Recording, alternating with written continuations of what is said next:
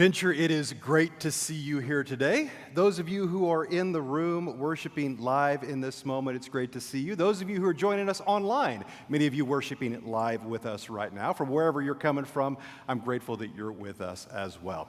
Today, we launch a brand spanking new sermon series. It's called Family Matters, and I just want to let you know I have been excited about this, been gearing up for this, been looking forward to this for a while, especially this last couple of weeks, because I've been living vicariously through a whole bunch of your social media posts as you've been sharing pictures about all the fun places your families have been going and celebrating each other and time away on spring break. I think this week is the week that all the school systems back in Hamilton County are going back into school, and so some of you might even be still traveling today, and if you're joining us online from a distance away, I'm grateful that you're here, and I'm a little bit jealous of the pictures that I've been seeing. It's been fun, though. It's been kind of cathartic to look at those pictures. It feels like we've just been groaning for this moment. For the last year, so many plans have been changed and canceled, and family get-togethers not happening this past year. This has just kind of been fun to watch this. And it's been fun to see families playing together and having fun together and recharging their batteries together. So, the tagline of this series that we are going to be using for 6 weeks, you're going to hear me say this. We're talking about matters of the family because families matter. Isn't that cute?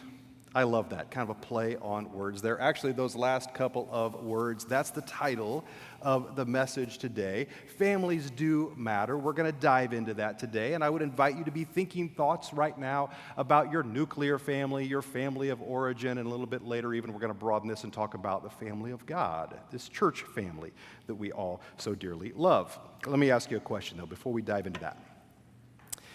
How many of you grew up in a home that had some of those creepy, old-timey ancestors' pictures somewhere on the wall? Or maybe grandma and grandpa had some of those pictures. I see a few hands going up. I remember some of those when I was a kid. Our very own David Smith, Pastor David, has one of these hanging in his office. When I walk into his office door, he's got these ancestor pictures right here. It's even got the curved glass on the front. And so it feels like no matter where I walk in the room, their eyeballs follow me. Do you know these pictures? You know what I'm talking about? Well, all you need to do, if you don't know what I'm talking about, is simply Google creepy family photos. The internet is just a treasure trove of this. I did that this last week. I want to share with you some of the top hits that I saw. These are creepy family photos. These are old-timey, probably 1870s, 80s, 90s, somewhere in there. Pictures. I think this is a boy wearing a girl's dress. That's just what they did back then. Let's look at the next picture. This one's a little bit creepy, right? Of course, it's old-timey. It's all pixelated because, well, it was a long time ago. They've come in close on some of the faces here. And why are people so stern in these old-timey pictures, right? Next picture. Here's more of a, I guess, candid shot. They're outside, but nobody's smiling. Everybody just kind of looks like they're mad to be here. We're going to talk about why that happened in some of these old-timey pictures here in a minute, but I think I've got one more. These people, actually, this family sat for the photograph, and they're all just kind of staring straight ahead, unblinking, just looking at the camera. This is how they took pictures back then. Why are they so stern? Better question, why in the world were you hanging these pictures on your walls? Was it just to creep out the grandkids? Is that what this was all about? I remember seeing these when I was a little boy, and oh my goodness. Hairstyles change, right? I mean, family photographs today and yesteryear, you can see the progression of time through these. Grandmas and grandpas, moms and dads, I don't know if you know this, but apparently the mullet is coming back. It's making a comeback. I'm watching the NCAA final game, and I holler out to Dawn, oh my goodness, that guy right there, he's got a mullet. So my high school pictures, prom pictures, the pictures in the school directory, the yearbook, I'm back, baby. The mullet is coming back. Clothing's changed. Clothing style changes. Oh my goodness, we didn't take a spring break trip with our family. Easter was in the middle of spring break, plus we've got all these college school schedules now, we just didn't make that happen this year. But we did take a one-day trip to the mall, actually. We stayed the night next to the Keystone Fashion Mall, and early that next morning, I'm walking through the mall with one of our boys who doesn't sleep in either, and we're kind of roaming the mall, and I see this. I snapped a photograph of it, and this mannequin right here, I'm pretty sure I went to high school with that girl. She's wearing the mom jeans. She's got the Guns N' Roses t-shirt on. There's all the 80s paraphernalia going on right here. Styles change, haircuts change, clothing changes, but apparently it all comes back around. Don't throw away your old clothes, right? I've got some pictures, actually. I found this last week. One of our staff members found an old church directory from our church. I think this was published the same year we inhabited this building that you're sitting in right here. So this would be right around the year 2000. Some of your pictures are in here. Can I just say I can be bribed? I can be bribed. My favorite candy bar happens to be an Almond Joy. So if you're wanting to get your hands on some of these old photographs, I can be bribed. I sent a text out to our elder team this last week. I said, speak now or forever hold your peace. Some of your photos are in here, and I want to have some fun with them. These are about 20 years old, prove that hairstyles change, that clothing changes. Turnabout's fair play, so I thought, well, I'll show you an old picture of me first, and then, we're kind of all in this together. This is my family, actually, for a photograph in a church directory, probably about 10 years before this one went to print. This is my mom and dad. I'm one of 4 kids. I'm the oldest. My brother Mike, my sister Heather, my younger brother Christopher. We called him Topher when he was that age. Yesterday was National Siblings Day. I think fondly of this group of people. But let's go back to our elders. Let me show you some old pictures of these guys. This is the Frank Runyon family. I love this. I love everything about this photograph. I love the matching jean, the matching denim outfits. That screams the year 2000. I love that. Who else do we have here? We've got the Jamie Stuber family. They have 3 kids now. And if you look closely, maybe you can see they're not even a gleam in Daddy's eye at that point. Jamie looks like he could be a kid himself in this photograph. This is about 20 years ago. Who else do we have here? Oh yeah, we've got the Shane Peterson family, but this would be his family of origin. This is his dad, Alan, who I believe served an elder about that time in our church. Shane serves as an elder today. He's all grown up now and serves as an elder in our church. And Shane, I love this shirt you got going on right here. I'm pretty sure I had that same shirt. He's a handsome young man. Who else do we have? Oh, some of you who have been around Venture for a while, you'll recognize this crew. This is our senior pastor of 30 years, Mark Wright, Sarah Wright, his wife, their lovely 3 kids, circa about the year 2000. I love everything about the glasses, the middle part. I guess that's back now, ladies, right? That's coming back. Some of you have asked me, how is Mark doing? I've had that conversation, I feel like weekly the last several weeks. Let me just say they're doing great. I had lunch with Mark not long ago, a couple weeks ago. He texted me on Friday. This was his text: keep busting it, man. Doesn't that just sound like Mark? Those of you who know him well, you can kind of hear that in those words. You can hear his voice as he says that. I love everything about old pictures like this. Technology changes. Our photos look more natural now, especially compared to those old-timey pictures we were looking at, because we're more used to candid shots now. We're all carrying cameras in our phones, in our pockets. If you go back to like the 1870s and the 80s and 90s and you look at those pictures, it feels like they were projecting a false reality then. They had to stand really still for those photographs because there was a long exposure time, so they were just kind of trained to look forward. And we're tempted to think that people back in that age, they didn't laugh. Well, here's the thing. I found an article this last week, like a grad student from the 1890s, and somehow he had rigged up a camera inside his coat jacket, walked around the city somewhere, I think it was like in Sweden, and he got candid photographs of people from that era. Let me show you some of these. Like this guy right here. Let's go back one that real quick. You can see he's all jovial there and smiling. He's top hat and cane, walking around the city streets, and he's smiling. Who else do we have? We've got this group of people laughing, just kind of looking directly at him, smiling. I guess people smiled back then. What else do we have here? Even babies smiled in the 1890s. Go figure. Another picture, I think. Here's a candid picture of a family just kind of having fun out in the sunshine on a day. We've got crazy cat ladies in the 1890s, candid shots there as well. Here's the deal. Family dynamics have been shaping us for a very long time now. You have been shaped by your family of origin. The Bible talks about this. Actually, you could go to the 10 Commandments. You could find these in Exodus 20. You can also find it in Deuteronomy chapter 5. And the 10 Commandments, specifically the first 2 commandments, say, listen, don't have any other God before me, and don't make a graven image. Don't make an idol to represent a false god. And it's in the context of that God gives this specific instruction. Deuteronomy chapter 5 says, you shall not bow down to them or worship them, for I, the Lord your God, am a jealous God, punishing the children for the sin of the fathers to the 3rd and 4th generation. Of those who hate me. But it goes on. But showing love to 1,000 generations of those who love me and keep my commandments. What's going on there?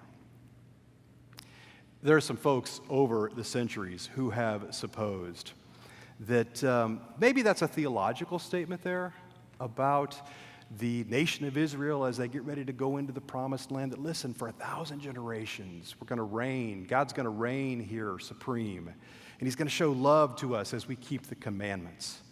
But what's that whole language about up to the 3rd and the 4th generation? The sins of the father continue on. Well, I don't know, is it nature? Is it nurture? Maybe there's something embedded here, a dynamic of family psychology that we could unpack, and that was written about 3,400 years, long before Sigmund Freud became a gleam in his daddy's eye.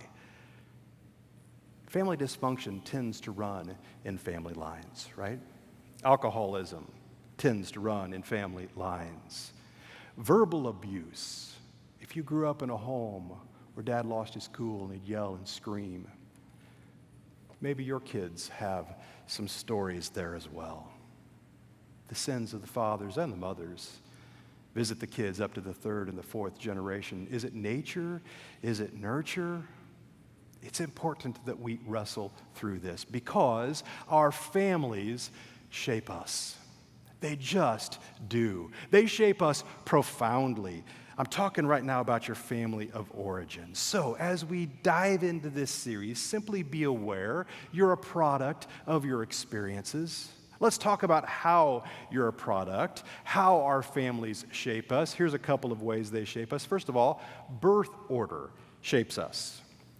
How many of you happen to be the firstborn in your family? Let me see your hands, firstborn kids. Yep, I'm one of those. There are decades of research on birth order and on how its impact on the child and the adult development. It's been suggested that the oldest children, or maybe the only child, that syndrome as well, are likely to grow up to be things like good leaders.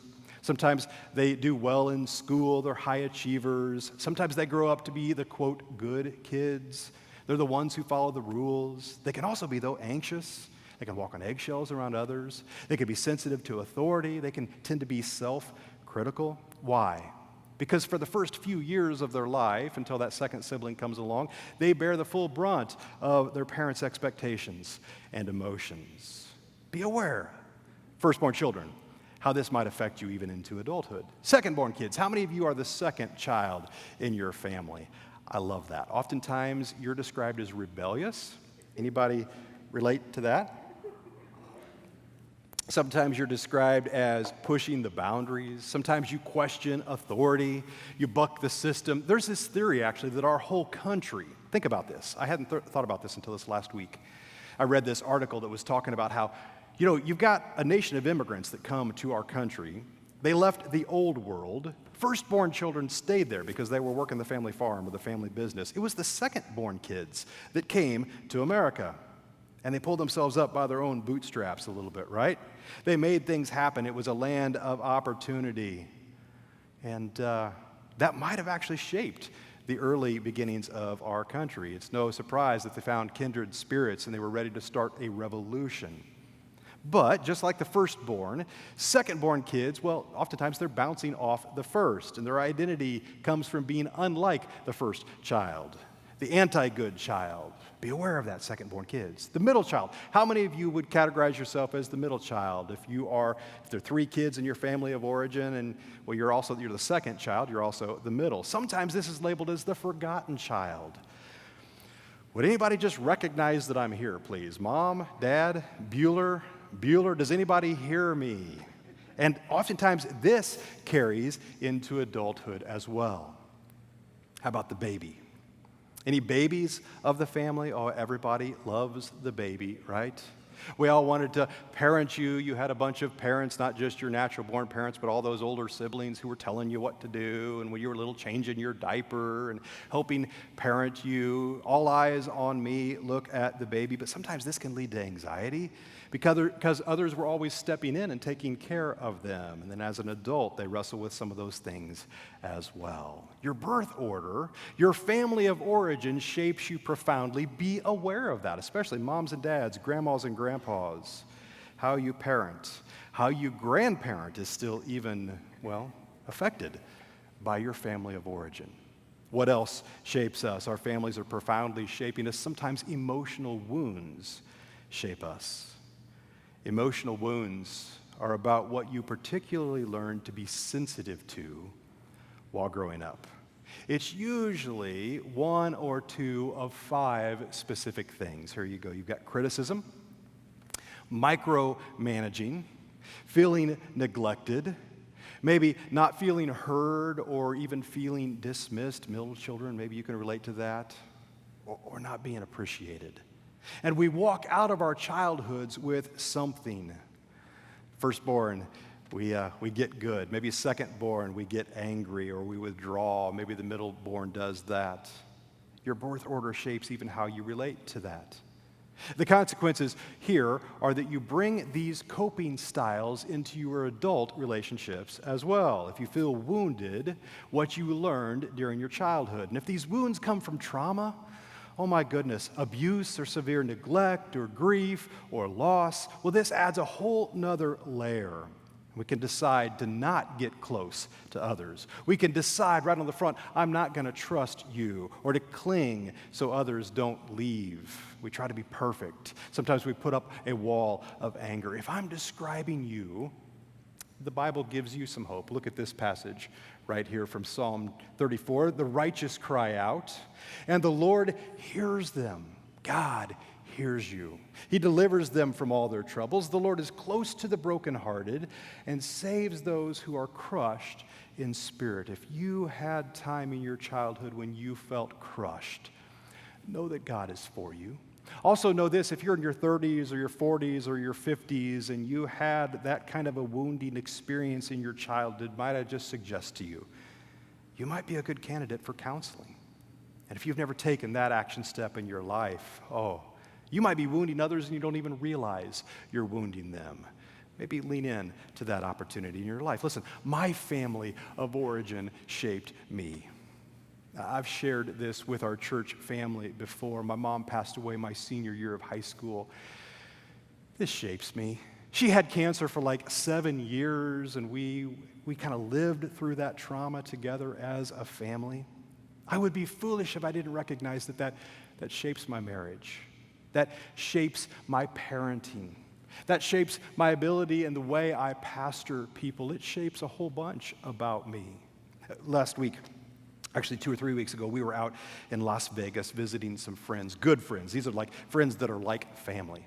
And my friend Ray said, hey, listen, I found this app, downloaded this app on my phone. You take an old picture, you snap a photograph of it, and it's got this ability to even animate people in the photograph. And he did one like this old great aunt, or maybe it was a grandmother of his wife, and she'd really never seen a video of that lady before. And so we're watching this. It was really kind of cool, a little bit creepy. Let me show you how this works. This is one of those old-timey pictures that I showed you earlier. And I zoomed in on this gal's face right here, and we animated her. Check this out. Look what this did. Isn't that bizarre? It's almost like this is a photograph from 100+ years ago. She was never videotaped in her life, but isn't that wild? So I saw this and I thought, well, that's kind of cool. Could I take that up a notch? Those old pictures from our church directory, I thought, I never knew Shane Peterson when he was a little boy. Let's animate him. Let's see what he looked like then. Isn't that wild? It looks like a video. Some of you probably knew him then, and that maybe brings back memories. Then I thought, well, I'll animate myself. You saw the picture of me earlier in the picture. I don't know what I've got going on here. This is like party in the back. It's kind of a mullet happening here. I don't know what this is going on top here, but that old picture, we don't have a lot of videos from when I was a kid. That was kind of fun to watch. And then I thought this. We don't have a lot of pictures of my mom. We don't have a lot of videos of my mom when she was that age either. So I animated that. And I got to be honest with you, I was looking at that in my office, and I did what I'm doing right now. I got a little choked up. Because I look at that and I think, not only do we not have a lot of videos of her, but I look at that video and I think, I know what's behind that picture. She was doing chemotherapy treatments during that time. She's wearing a wig in that picture.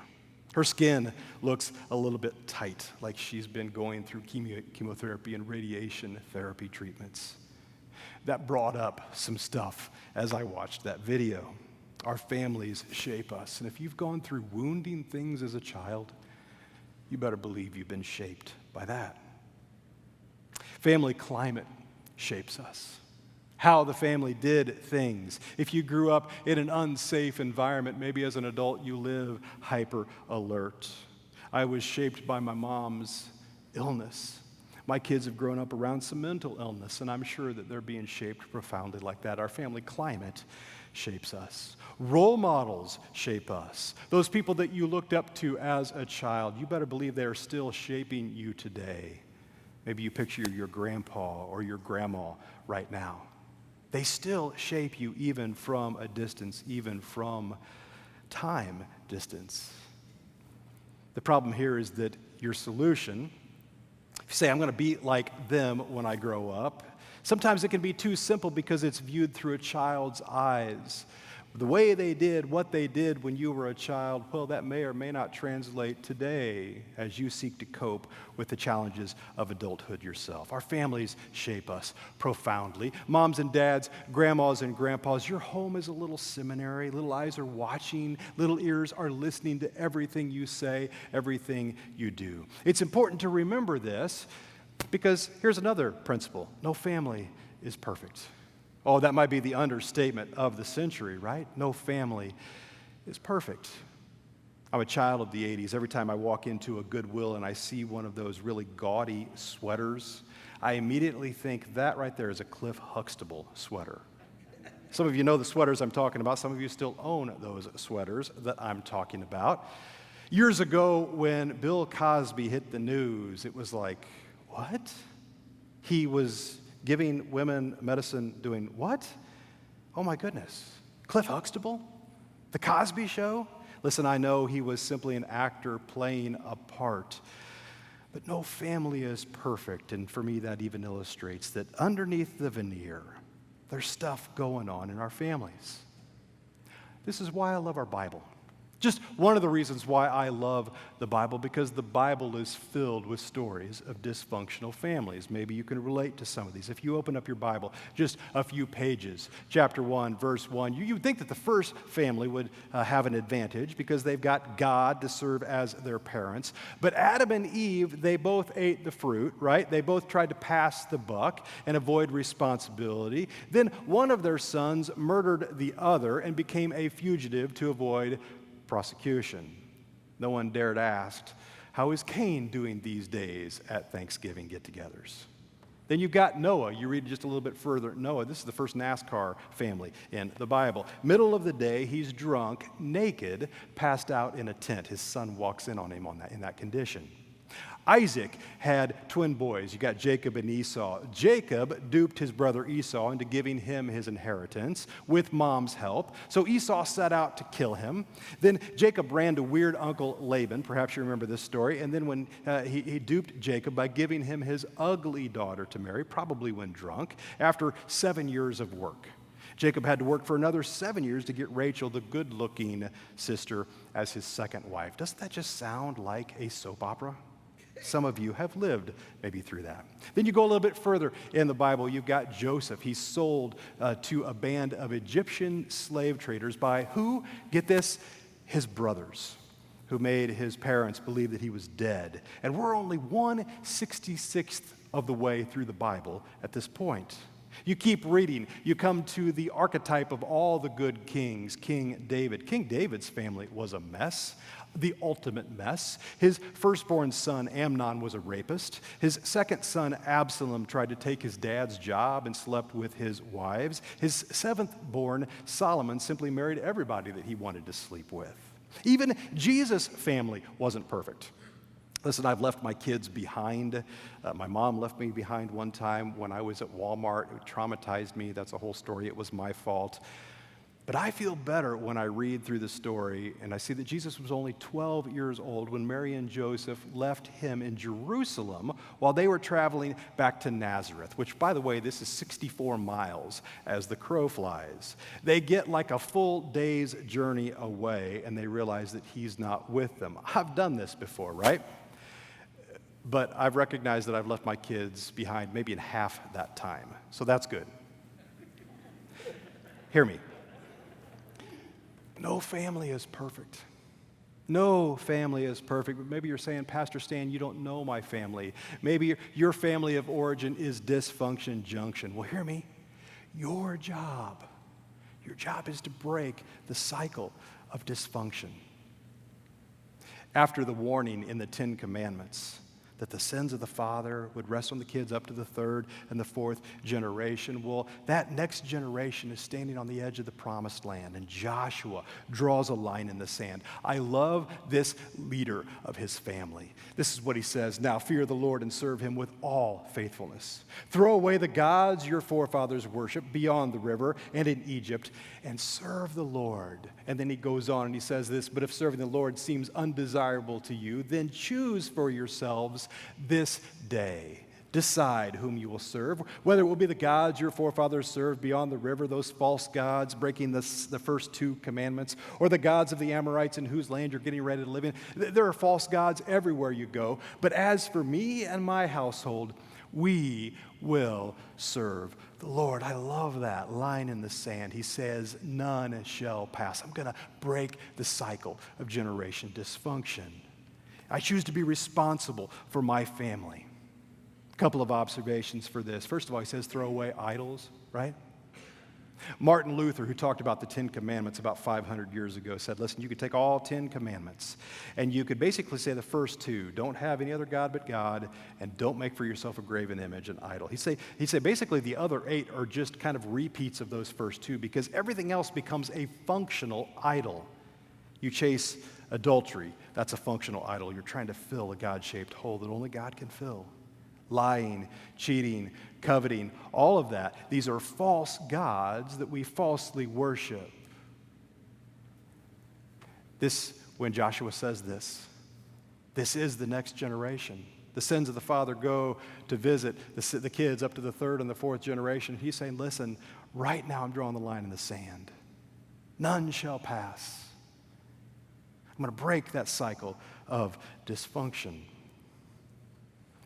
Families are a gift from God. If you've got a dad or a grandpa or a grandma or maybe a mom that's has a spirit of Joshua in their heart right there, families can be a gift from God. The Bible has an awful lot to say about family. It has a lot to say about kids and how children interact in the family. My son, keep your father's command. Don't abandon your mother's instruction. What else does it have to say? In Exodus chapter 20, honor your father and your mother so that your life will go long in the fertile land that the Lord your God is giving you. Oh my goodness. The first commandment with a promise, Paul says later in Ephesians. Honor mom and dad so that it's going to go well for you. What else does it have to say about kids? Those who say, I love God and hate their brothers or sisters are liars. After all, those who don't love their brothers or sisters whom they have seen can hardly love God, whom they have not seen. The Bible has a lot to say about kids and how they relate to the family. The Bible has a lot to say about parents and how you instruct and how you teach your kids. We're going to dive into this. Don't miss next week. As for parents, don't provoke your children to anger, but raise them with discipline and instruction about the Lord. What else does the Bible have to say about parenting? Train children in the way they should go, and when they're old, they won't depart from it. Then there's this passage. I love this. No doubt about it, children are a gift from the Lord. By the way, if you're a parent, right now, the present, right? In this present moment, that's a gift. Lean into that with your kids. The fruit of the womb is a divine reward. The children born when one is young are like arrows in the hands of a warrior. The person who fills a quiver full of them is very happy, truly happy. They won't be ashamed when arguing with their enemies at the gate. Listen, we gathered our kids together. We adopted a bunch of kids years ago, and we did this big gotcha day party, and we put the 4 that we were adopting up on this deck in our backyard. We invited the whole world to this, and we prayed over them. I read that passage of Scripture. I don't have a tattoo on my body, but if I were to be talked into getting a tattoo, it probably would be something to do with an arrow. I like archery. That's kind of one of my hobbies. But I love the idea of thinking generationally. What's it look like to practice my parenting? There's something about the repetitive nature of shooting a bow and an arrow. You want to do it the same way every time. There are principles to be taken there and put them into the idea of parenting. And listen, I know moms and dads, when you release that arrow, sometimes adult kids, they do their own thing and maybe they're not following Jesus. Sometimes when you release an arrow, the wind blows it around. But while you've got them young, make sure you're aiming at the right target.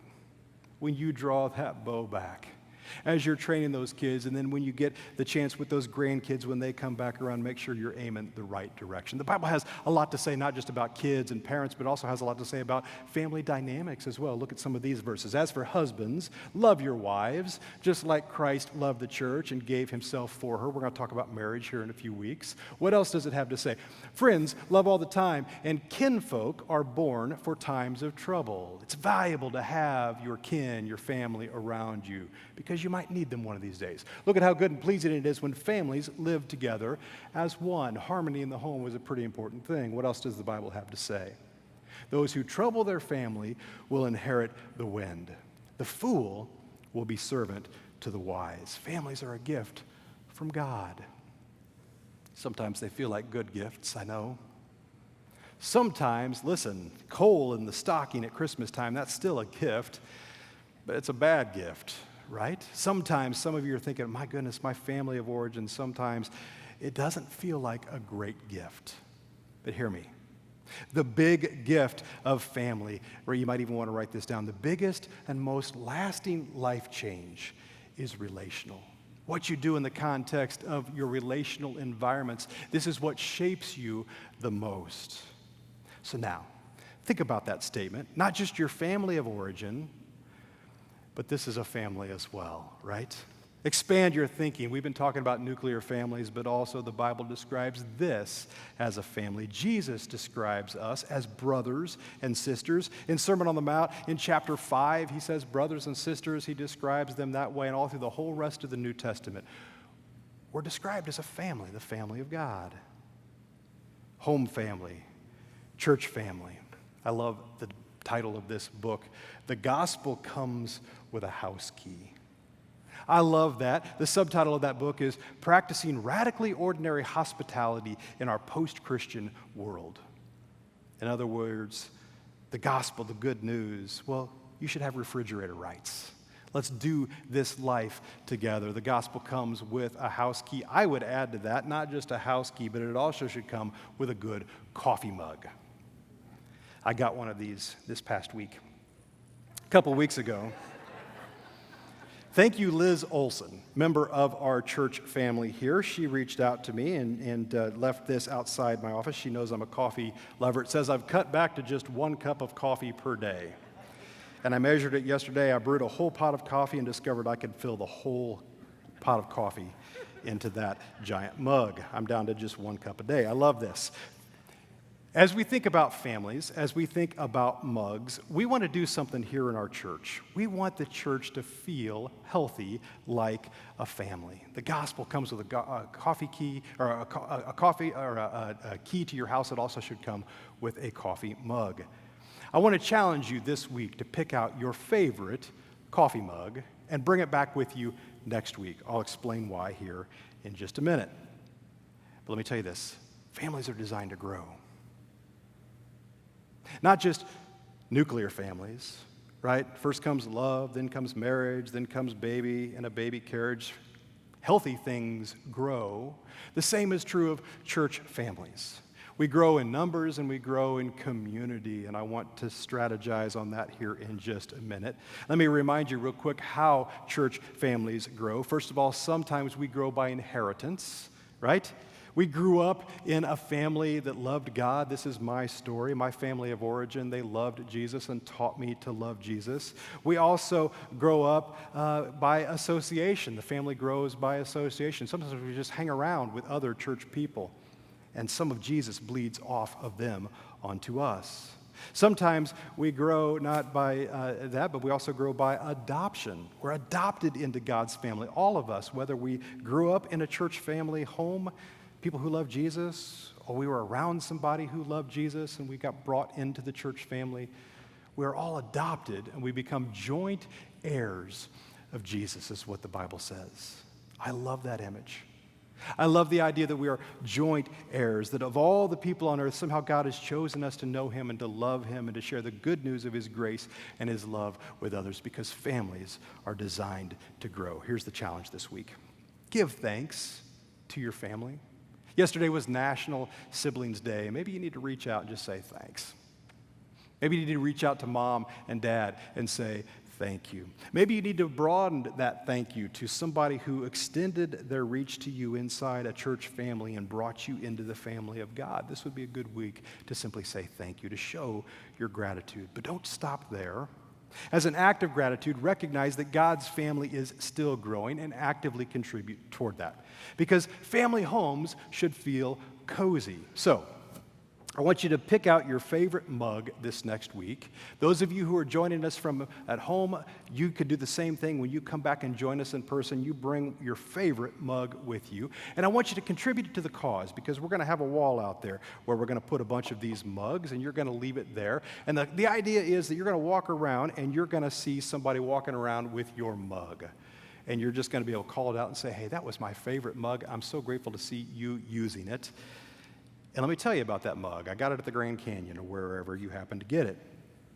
My wife made a mug that she's contributing to the cause. Just a couple of weeks ago, she got this back. She made it. Somebody in our church family, one of our high school students, made a 3D with his 3D printer in the Jamie Stuber family. I showed you that picture a bit ago. And he made the stamp that she was able to use to stamp the Venture logo on that. She's contributing that to the cause. That'll be hanging out there. And one of these days, you're going to be walking around. You're going to be using that mug to sip your coffee. And she's going to walk up and say, hey, I made that mug. Let me tell you about that. Or maybe even better yet, somebody's going to be holding that in the lobby, and it's going to be your friend or your family member that you've invested in and you've invited to come back and join you at church. And that's going to become a conversation starter. This is why I love my church. Let me tell you about that mug. Let me tell you about the good people of Venture. Let me tell you what God's been doing in our lives. Let me show you around. Let me be hospitable. This is what we're aiming at. By the way, don't miss any week the next 5 weeks. We're going to be continuing in this Family Matters series. Next week, of course, we're talking about parenting. You heard Daniel talk about that a bit ago. We're bringing in a nationally recognized speaker. His name is Jim Burns. He's going to be doing a seminar later in the day. Listen, don't miss this. This is a great resource. He's got like 2 million books in print, all kinds of resources. He's a nationally recognized speaker, and we've got him here at Venture next week. Maybe you know somebody that you want to invest in and invite to come back and join you for that next week. It's going to be incredible. The following week after that, we're going to look at marriage. This is an important family dynamic, right? We're going to be launching a new ministry and a strategy that week called Grace Marriage. You don't want to miss that particular week. Then the week after that, we're going to be talking about family finances. We're going to get some super practical help with a biblical view of finances. We're going to talk about the mamas and the papas, the biblical value of parenting as moms and dads. And then we're going to wrap the series up looking at generations. What does it look like to dream about leaving a legacy behind? Again, up to the third and the fourth generation. Speaking of generations, I want to wrap up our time today by inviting Joy Fell to come up here and join me on the platform. This is Joy and her husband, Addison. Can you guys give them a warm venture welcome? Yeah. So you probably know this. For the last year plus, we have been doing a nationwide search for our next children's pastor. Would you like to meet her? This is Joy, and Pastor Tony's been doing this for years. He's stepping into a full-time direct the children or the preschool role. Joy is joining us. Today is her very first day on our staff team, and you'll get an opportunity after the service here to greet her well. But we did a nationwide search and discovered this is exactly who God has in store for Venture to lead our children's ministry into this next season. And she comes with all kinds of experience. She grew up in a children's pastor's home, right? And so she's got all kinds of stories, maybe some scars there, some experience that she can bring to this role. She served had a key role at the Columbus Zoo for a number of years. So tell me, did you ever get to meet Jumpin' Jack Hanna? Yes, I did. And he wears as much khaki every day as he does on TV. I saw him as a kid, watched him on like David Letterman all the time. Is he as goofy in person as he looked on TV? Probably goofier, to be honest. Very cool. What are you most excited about serving in kids ministry? Honestly, I'm most excited about VBS, Stan. Just VBS, camp, all of the fun times that you get to have, those intimate moments with kids and volunteers. Those are the things I'm most excited about. And we've got one of those coming up like real soon. Yeah, just a couple months. Couple months, we'll be doing another VBS, Venture Bible School. How many VBSs have you been a part of in your life? You grew up in a kids pastor's family. Get to show my age here with this question. I've been personally as a child a part of probably 29 VBSs. I've served on a director's team for about 5 VBS. VBS is at Worthington Christian Church in Ohio as their missions director and music director. I like to do the dancing and the singing and the fun. Awesome. So you've got a captive audience right here, not just those that are in the room. You've got people online joining us. Some of them are coming back from spring break right now. Anything you want to say about VBS to the room? Yeah, our goal here at Venture is that we really truly believe that every single child deserves to hear about Jesus. And our goal at Venture Bible School is to be able to accept every single child that walks through that door. But the honest truth is that we can't do that without you. And we need you guys to volunteer this year more than ever. And the secret magic behind VBS is that it's not just about the kids, it's about the grown-ups too. And for 1 week, we get to put our serious adult selves aside and take on that childlike faith again and participate in what I like to call controlled chaos and just enjoy the fun with them. And so we need everybody, even if you can only help for one night. We just ask that you go ahead and register at venturechristian.church /VBS and just let us know what you would like to do. If you have no idea what you want to do, just email Tony or myself and we will plug you in. Don't you worry. I love that. Generations matter, and we're investing in that as a church. I love that. Her first day on our staff team, and she's already recruiting like a champ. I love that. And she's serious about that. We're serious about that. We need your help. So I want to end our service today simply by praying for generations, praying for a fruitful ministry, what God is going to do in and through them as they serve and as they lead here in our church. And I'm going to invite you to join me in that. If you're joining us online, can I just say this? If you have an action step today, if there's something that has been stirred up in you, you want to pray with somebody, if you hit our Zoom link, we would love to schedule something with a pastor this week to encourage you and to pray with you. Maybe you want to put your faith in Jesus for the very first time today. That's your action step to follow that as well. Those of you, if you're in the room and you're stirred up similarly, when we're done here in a minute, I'll be underneath the platform or the cross over here, and I would love to pray with you and encourage you. And maybe you've got an action step of faith as well. Come over and see me there. I'd love to pray with you. Can we just one time, again, just welcome the Fells to our church? Yeah. And I'm going to invite you to stand up with me right now. And I'm going to sneak behind you guys. If you are feeling okay with this, if it doesn't feel too goofy to you, would you just extend your hand toward them? Those of you at home, do the same thing. Let's pray for them. Let's pray for what God has in store. And then we're done. God, I thank you. I thank you that you have designed the family, not just our nuclear families, but our extended family, our church family, to bless you, to honor you, and to reach generations for Jesus. And so, Father, I pray for the Felds. Lord, I pray for Joy as she leans into this new role. I pray that you use her in amazing ways to further your kingdom here on earth. And I pray that you grow her in the process as well. Lord, I pray for Addison as he leads his family as well. And Lord, I just pray that you encourage his heart as well. God, we look forward to seeing what you do in us and through us in the days and the years to come. And it's in Jesus' name that we pray.